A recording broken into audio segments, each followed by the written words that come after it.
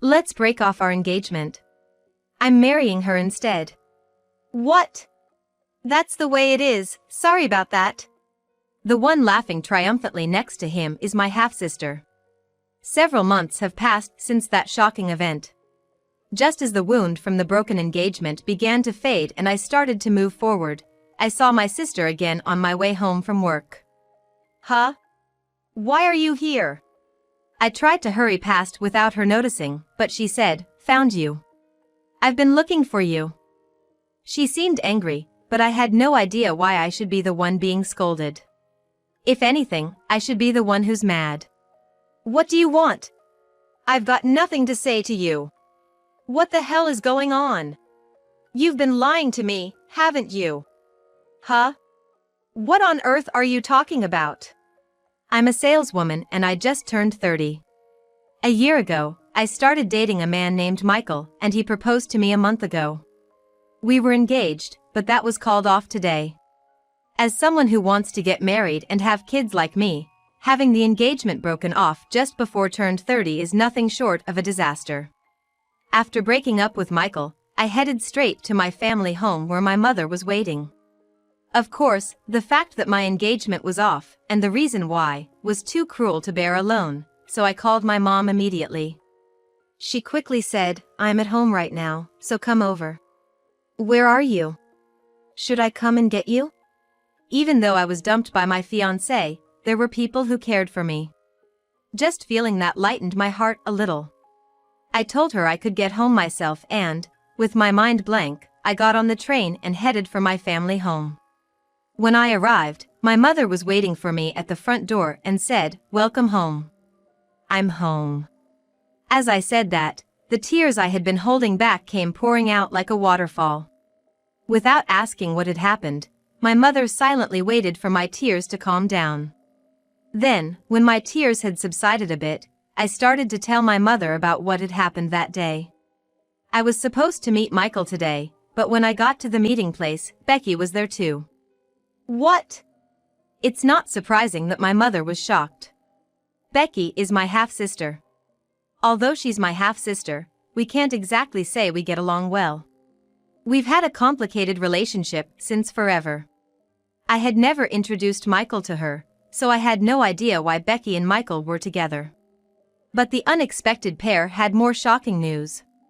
"Harper, there's something I have to tell you today. I want to break off our engagement." What? Of course, I couldn't accept it right away. Things had been going well with Michael recently. We had even taken a short trip last week and discussed our wedding rings. There had been no signs that he was going to break up with me. Why? Can you tell me why? I had a bad feeling when I saw Becky next to him. That's because Becky has always tried to steal my boyfriends and friends in the past. But after growing up, none of this happened, and I honestly thought it wouldn't happen anymore. I wanted to believe so. But Michael's reply was, "I've fallen in love with someone. I intend to marry her." That's what he said. And when I saw him looking at Becky so adoringly, I felt dizzy. Becky looked at me triumphantly and said, "That's the way it is." Sorry about that. Michael may not know about my relationship with Becky. Even so, I couldn't believe this was a coincidence. I was certain that Becky had planned this, to break off my engagement. But even knowing that, there's nothing I can do now. If Michael has fallen in love with Becky, no matter how much I try to convince him otherwise, it will just sound like I'm a sore loser. I should be angrier at having the person I promised to marry taken from me. Maybe I should be clinging more, saying I don't want to break up. But I couldn't do that. I felt that if I did, I would feel even more miserable. "I understand, it's okay now." I said just that in a small voice, and turned my back on them. Then I called my mom, and that brings us to now. After hearing everything, my mom paused a bit, and then in a kind voice said, "You must have been through a lot, cry all you want until you feel okay." Yeah, thanks. I'm really glad to have my mom. It's going to be tough for a while, but I'll surely be able to think positively. That's when my mom shocked me with her words. "But, you know, it's a good thing. Even if you had married your fiancé, I don't think you would have been happy. That's what I believe. I was taken aback by the unexpected statement. What? What do you mean? Then my mom smiled softly and said, because he's a man who could easily discard a wonderful woman like you. Also, I don't think things will go well between those two. Happiness built on hurting others so ruthlessly is fragile. There's something else that's been on my mind. I don't have proof, so I can't say it now. But I'm sure you'll understand soon, Harper. Don't worry, you're going to be happy. I was really curious about what my mom wanted to say, but I don't have the energy to think deeply now, and strangely I could trust my mom's words. So that day, I didn't pursue it any further and decided to go back to my own house because I had work the next day. On my way home, I was absent-mindedly thinking about the past. My parents divorced when I was 3 years old. My dad had an affair and left us. My mom has raised me by herself ever since. And the woman he had an affair with was Becky's mother. I have no intention of denying Becky's existence. But considering Becky is 2 years younger than me, it's easy to see how despicable my father's actions were. As an adult, I feel this more deeply. Even so, my father, as he is, seemed to care a bit about me, his daughter. He always sent me a gift for my birthday, and would take me out for meals a few times a year. When I was young and didn't even understand the meaning of the word affair, I purely loved my father who would come to see me. And my mom never said anything against that. I first met Becky when I was in the 3rd grade. Normally, I would dine with my dad, just the two of us, but this was the first time he brought along Becky. I was still a child back then, so I didn't care who Becky was or anything about her. I was just thrilled to be able to play with a girl slightly younger than me. Of course, Becky was just a kid at that time too. Regardless of our respective statuses and relationships, I remember playing well together. Looking back now, I wonder what was going on in my dad's head to make us meet. During elementary school, days passed where I would occasionally meet my dad and Becky, and we would eat together. But as I entered middle school and became busier with club activities and tutoring, naturally the times I saw my dad decreased. By the time I was in the 8th grade, even the messages from my dad ceased. By then, I knew without needing the specifics that my parents had divorced and my dad had a new family. Understanding that fact, I didn't think about contacting him.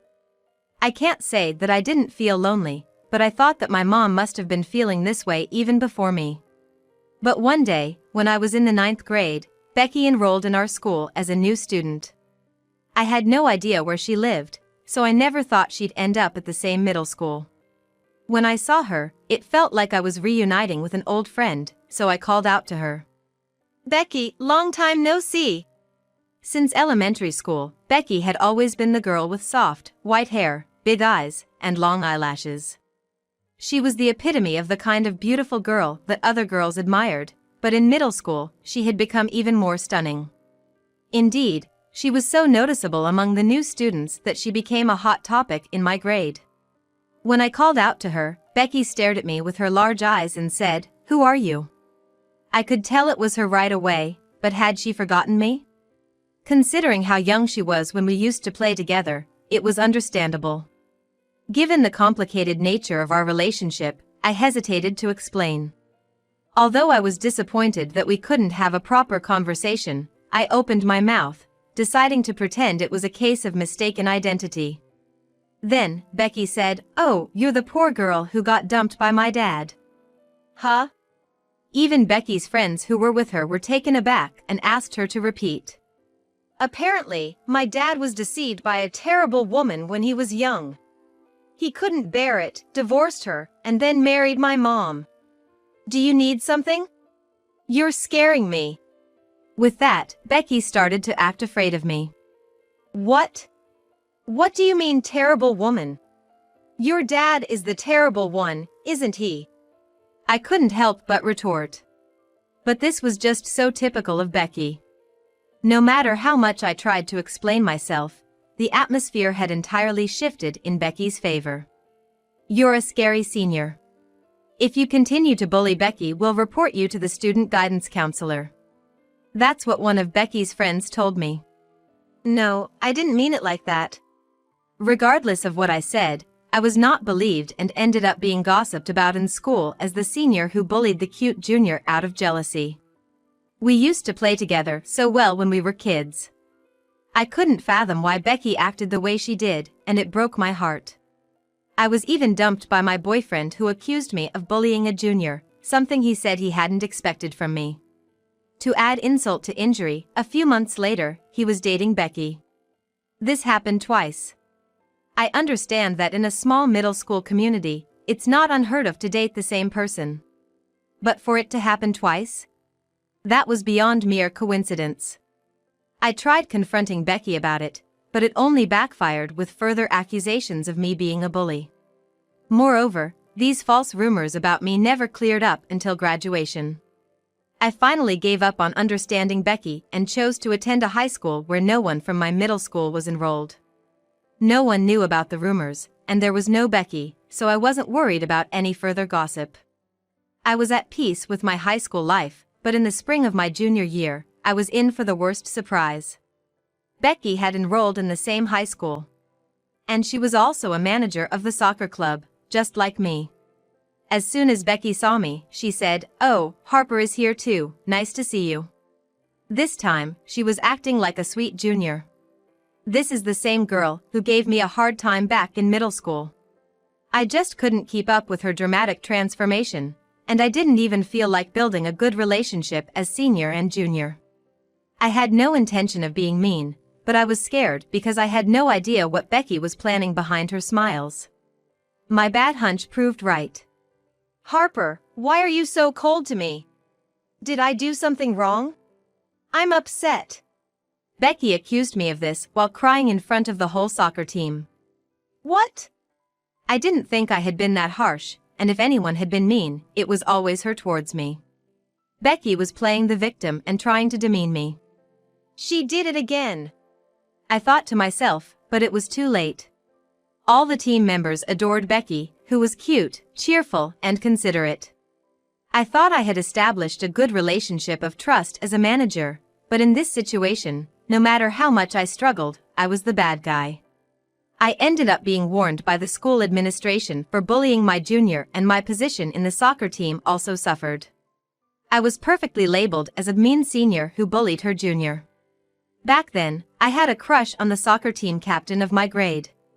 I had been quietly nurturing this feeling for over 2 years, and although it may sound presumptuous, I think we had been getting along well, going out on our days off and such.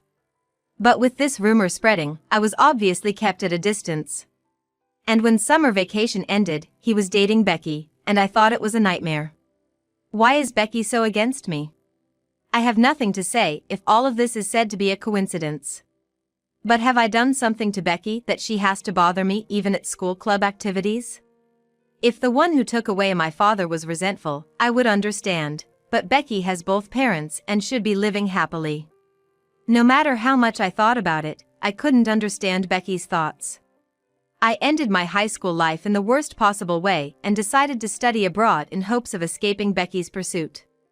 Becky didn't follow me that far. Even after finishing my study abroad and living in Japan, Becky didn't show up for a while. After graduating from high school, I didn't know what Becky was doing or where she was. I was trying to forget the nightmares of my student days and the source of them, Becky, and was trying to get married and be happy. I didn't expect to be messed with by Becky again here. Is it a twist of fate, or is Becky planning something again? I don't know, but I definitely don't want to live my life in fear of Becky. I was sure of that. From then on, I took on more work than usual to avoid unnecessary thoughts. Unlike love, the more you work, the more results you get. I was recognized by my boss for my good work, and these successful experiences gradually healed my heart. My mom was right. As long as I don't give up, I can live positively. Just when I thought so, a few months after the breakup with Michael, when I finished my work and arrived at the station to go home, I saw a surprising sight. "Becky?" I saw Becky standing in front of a sculpture near the station. She seemed to be waiting for someone. I wondered if she might be meeting up with Michael. Regardless, I absolutely could not let myself bump into Becky. Although I don't currently have a boyfriend or anyone I'm fond of, you never know what else she might take from me. Making sure she didn't notice me, I swiftly made my way to the ticket gates. But then, I heard a voice exclaim, "Found you. I was looking for you." And the next thing I knew, my arm was firmly grasped. I could see anger in her eyes, but I couldn't understand why I should be the one she's mad at. Rather, I'm the one who should be mad. "What do you want?" "I don't have anything to talk about," I told her, shaking off Becky's hand. But she grabbed my wrist again, forcefully, and dragged me to the side of the ticket gate. Just how selfish and pushy can this woman be? With a feeling somewhere between shock and exasperation, I quietly followed her. When we finally reached a less crowded spot, Becky angrily spat out, "What's the meaning of all this? You've been deceiving me, haven't you?" "What are you talking about?" I retorted instantly, as I had no clue what she was talking about. "Don't play dumb with me, it's about Michael, obviously." "Huh. I'm the one who was hurt the most when it comes to Michael. There's no reason for her to yell at me." And then, Becky uttered words I couldn't believe. "Michael took $20,000 from me. You must have conspired with him, didn't you?" "What? What are you talking about?" Seeing my genuine surprise, Becky sank to the ground, out of energy. "So you're saying you didn't know? Michael said he needed $20,000 for his sick mom's operation, so I lent him the money. But the day after I gave him the money, I couldn't get in touch with him. His house was empty. I thought you used Michael to get back at me for taking all the men away from you, but is that really not the case?" If what she said is true, did Michael commit marriage fraud? I can't believe the person I was engaged to turned out to be a fraud. The thought of it sends chills down my spine. I really didn't know. Sure, Michael said the same thing to me, but I didn't have that kind of savings, and I said I couldn't ask my mom for it either, so he immediately broke off our engagement. I don't know how you two met, but perhaps when he realized he couldn't get money from me, he switched his target to you. I was surprised at myself for being able to talk about Michael, who I was heartbroken over, as if it was someone else's business. But Becky, of course, wasn't in a place to think about that. "I was irritated when I saw you coming out of a jewelry store, looking happy with a guy. That's why I stole him to get back at you, but I never thought it would turn out like this." I finally heard Becky's true feelings. As I suspected, she had intentionally stolen my boyfriends, the men I loved, and even my fiancé. I said to Becky, exasperated, "You're beautiful and have a bright, captivating charm. But because you've only wished for my misfortune and acted thoughtlessly, haven't you brought this unnecessary disaster upon yourself? If you hadn't interfered this time, I might have been the one hurt. You've made your own life difficult." Then Becky cut off my words, yelling in anger, "Shut up! Don't you dare lecture me! If it weren't for you, Dad would have been all mine. That's what I didn't like. Mom and Dad were always fighting over child support for you, and every time Dad visited you, Mom cried. I hated you." This was the first time I heard Becky's true feelings.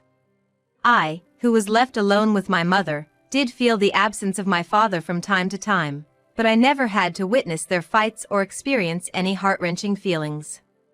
Of course, I think my mom felt sad in ways I couldn't see.